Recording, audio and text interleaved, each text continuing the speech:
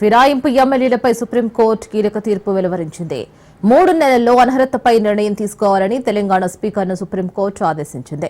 Supreme court తీర్పుతో BRS లో సంబరాలు చేసుకుంటున్నారు.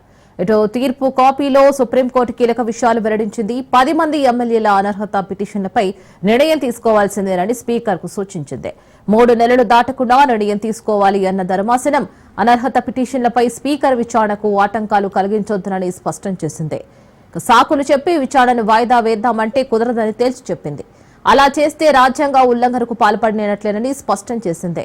ఎమ్మెల్యేలంతా అనర్హత విచారణ ఎదుర్కోవాల్సిందేనని సుప్రీంకోర్టు చెప్పుకొచ్చింది. న్యాయస్థానమే అనర్హత వేటు వేయాలన్న విజ్ఞప్తిని కోర్టు తోసిపుచ్చింది. హైకోర్టు డివిజన్ బెంచ్ ఇచ్చిన తీర్పును సుప్రీంకోర్టు కొట్టివేసింది.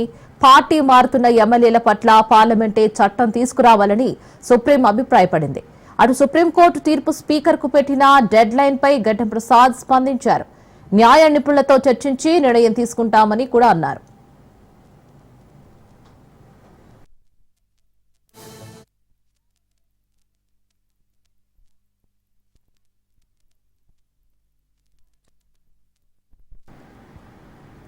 ధర్మాసనం కీలక తీర్పుపై రాజకీయ వర్గాల్లో ఉత్కంఠ నెలకొంది. ఎమ్మెల్యేలు దానం నాగేందర్, తెల్లం వెంకట్రావు, కడియం శ్రీహరి పార్టీ ఫిరాయించారని పాడి కౌశిక్ రెడ్డి, కేపీ వివేకానంద్ సుప్రీంకోర్టులో జనవరి 15న స్పెషల్ లీవ్ పిటిషన్ దాఖలు చేశారు.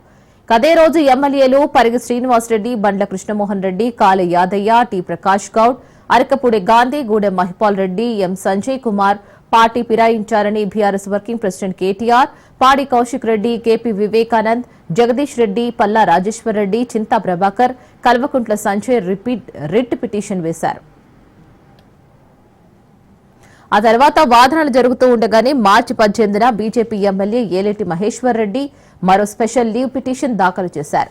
దానం నాగేందర్ ను ప్రతివాదిగా చేర్చారు. ఆ పిటిషన్లన్నింటినీ కూడా కలిపి విచారించిన ధర్మాసనం ఏప్రిల్ 3న తీర్పును 8 వారాలకు రిజర్వ్ చేసింది. ధర్మాసనంలో సీజే పాటు జస్టిస్ వినోద్ చంద్రన్ కూడా ఉన్నారు. తెలంగాణ స్పీకర్ కార్యదర్శి తరపున న్యాయవాది అభిషేక్ మనుస్వింగి వాదనలు వినిపించారు. కౌశిక్ రెడ్డి తరపున ఆర్యామా సుందరం వాదించారు.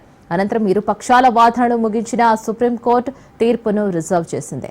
ఎమ్మెల్యేల అనర్హతపై తుది తీర్పుపై కూడా సుప్రీంకోర్టు 3 నెలల డెడ్ లైన్ పెట్టింది.